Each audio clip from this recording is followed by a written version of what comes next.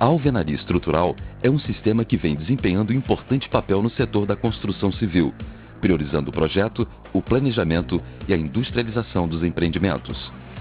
A Associação Brasileira de Cimento Portland investe em pesquisa e no desenvolvimento de novas tecnologias, tendo em vista a racionalização dos sistemas construtivos à base de cimento, atuando na articulação da cadeia produtiva, visando a qualidade na construção.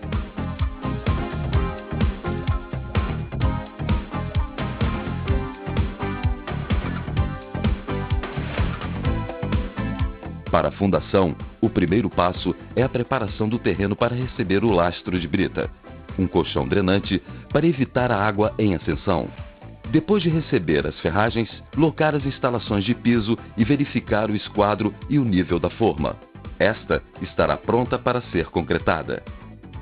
Uma lona plástica deverá ser usada para o isolamento da camada de fundação, evitando a perda de água do concreto. Depois do recebimento do concreto, é feita a concretagem do radier e o desempenamento do piso.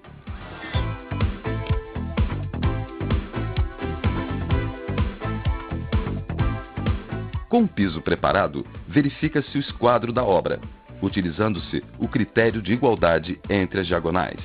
A tolerância é de 5 mm de variação a cada 10 metros. Depois, marca-se a direção das paredes, vãos de portas e shafts, utilizando o fio traçante, também chamado de cordex. Conferindo referências com o gabarito de marcação ou locação da obra e verificando a posição das instalações. Cabe ao encarregado marcar a posição dos escantilhões. Para fixá-los, usa-se buchas e parafusos. E em seguida, fixa-se as mãos francesas. Depois é só colocar no prumo, utilizando a régua prumo nível. Frequentemente, a régua deve ser conferida com o fio de prumo convencional. Na direção das paredes, com nível alemão ou a laser, percorre-se e mapeia-se o pavimento. Após encontrar o ponto crítico, que é o mais alto da laje, galga-se 20 centímetros acima deste ponto e transfere-se este nível para cada um dos escantilhões.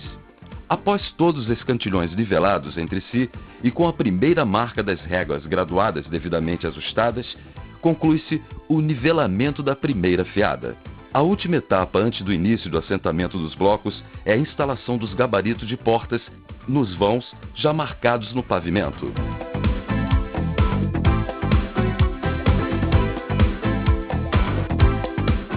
Utilizando-se a planta modulada de primeira fiada com cotas acumuladas, inicia-se a marcação.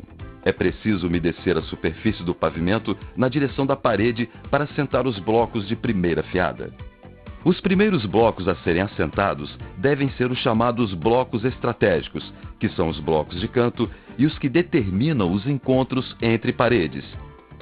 Desta forma, garantem-se as medidas entre cômodos, restando apenas completar a primeira fiada. As linhas podem ser amarradas com o auxílio do esticador de linha. Usar argamassa conforme a especificação do projeto estrutural. A argamassa pode ser industrializada ou virada no canteiro. Na primeira fiada, para facilitar o assentamento e nivelamento dos blocos, coloca-se argamassa com a colher de pedreiro na largura plena da parede. É importante observar a amarração dos blocos conforme o projeto, plantas de primeira e segunda fiada e vistas de parede, as paginações.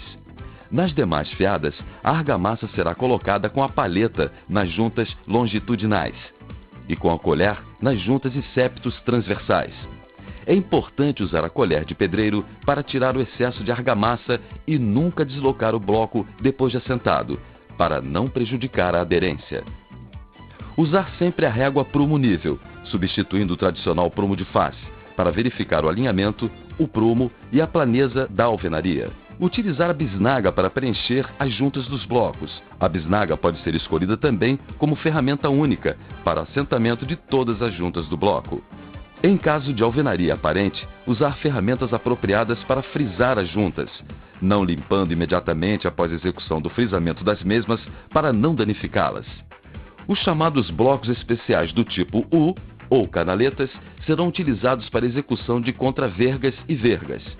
Após a execução do grauteamento das contravergas, coloca-se os gabaritos de janela e continua-se a elevação da alvenaria. Existe também a opção de vergas pré-moldadas. Para o grauteamento vertical, no máximo a cada 6 fiadas, deve-se fazer a limpeza no interior dos furos dos blocos, para a retirada do excesso de argamassa, através das visitas. Os andaimes devem ter dimensões adequadas ao tamanho dos cômodos, facilitando a movimentação dos operários. Os blocos do tipo J e do tipo compensador serão utilizados para execução das cintas de última fiada, ou fiada de respaldo. Em caso de chuva, as paredes devem ser protegidas com lona plástica para não se perder o serviço.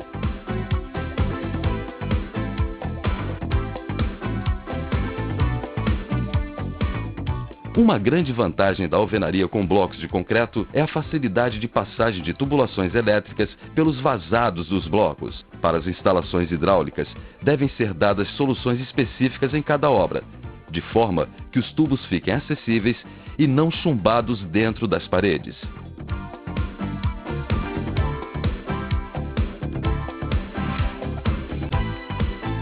Antes de colocar a laje, a fiada de respaldo já deverá estar concretada.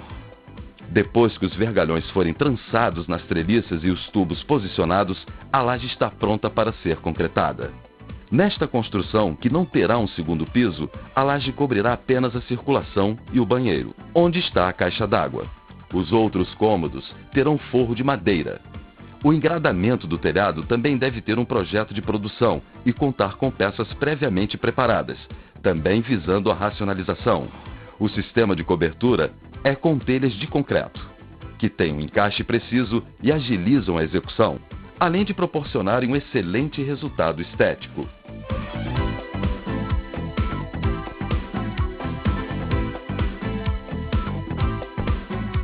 Outra vantagem deste tipo de construção se evidencia no final da obra. Mesmo com alvenarias aparentes, a pintura direta sobre os blocos dá um bom acabamento em função da regularidade das paredes, o que permite também o assentamento dos azulejos sem necessidade de embolso para a regularização. Depois é feita a instalação dos kits prontos, de esquadrias, portas internas, louças, visitas, carenagens e metais. A alvenaria estrutural com blocos de concreto é um sistema que pode ser utilizado para construir casas e edifícios de qualquer porte, tanto para os segmentos econômicos quanto para os de alto padrão. Tal flexibilidade do sistema se dá pela evolução dos métodos de cálculo e do processo construtivo em si, que permite mesclar alvenarias estruturais com alvenarias de vedação, propiciando diferentes opções de layout. Custos otimizados e prazos de execução reduzidos somam-se às vantagens desse sistema construtivo.